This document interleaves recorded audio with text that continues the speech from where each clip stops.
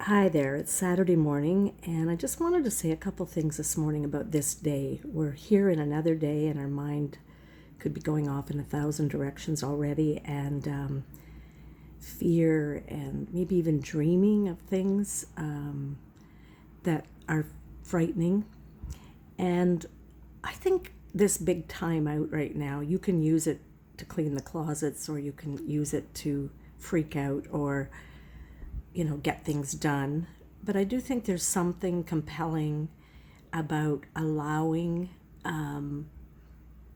yourself to be in this day only, because this is the only one we really have. We don't even have this day, we only have this minute. And how can we try our best to stay a little bit open, a little bit curious, as opposed to just going into fear scenarios, which, by the way, you could triage which fear to go into today. There's just so many you could choose. And then you could feed the fear by just sitting, observing the science, observing the facts, the figures, the realities that aren't here yet. And I do that a little bit, but I find I want this day, this time out, to still have some merit and joy in it. And I thought this was a great line from Mary Oliver. I just read her. I find we need bigger concepts right now than our normal fare. And it says, "Why do I have so many thoughts that are driving me crazy? Why am I always going anywhere instead of here?" And I just thought, I'm always going anywhere instead of here. And if that was just because of this virus, I'd say, oh, well, that makes sense. But I've had a hard time staying in the moment myself over my life. I'm always got plans and actions, and that's all wonderful. And I'm being very gentle with myself on that because that's who I am.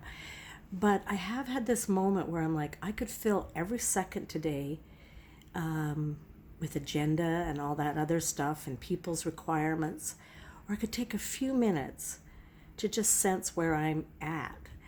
And I love Mary Oliver's work, and I think what I love about what she says is instead of fear, could we have curiosity?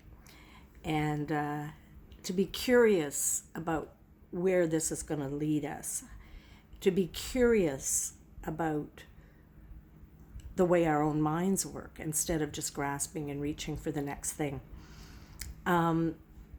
I just want to read something by her because it's so good and I just lost it and I don't want to have to retape this. I just want to say one last thing about this time. It's very strange because you go out into the world and you try to have a walk and everybody's serpentining around each other. It's so surreal because as human beings, we need touch. And yet I've had these moments between people where I'm just having this moment with them where like, hello in there. Some people have their mask on and go to the grocery store, and the lady that served me for many years was just having this moment. And it's almost a tearful moment, like, hey, this is hard. And I feel like we've got this tenderness right now. And even though we have to wear masks, our emotional masks are a bit down because we're all experiencing this at once. And that's what I mean about being curious. Like, what is this that's making me vulnerable and be more honest? At least I've found that I've taken down the mask for a bit, and my veneer that I call it my press release that I issue to the world of how good I am or whatever.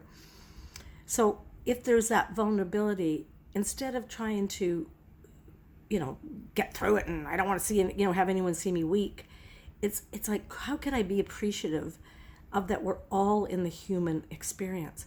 I've had so much compassion for people that never get touched, like hugged, or people in nursing homes who often don't get anyone to touch them or see them, or people on the street, or people in countries where from the moment they were born, they were never just a fully human being. And I have to be open to try to have compassion without letting it overwhelm me into pity or, just pitying them.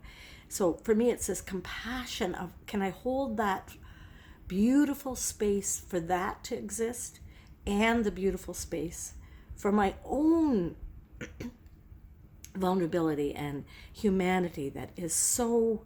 I'm just another bozo on the bus. And some days I think I can rise above. And it's like, no, I'm just a regular old Joe who is not immune to the human experience, whether it's a virus or failure or illness or my heart breaking.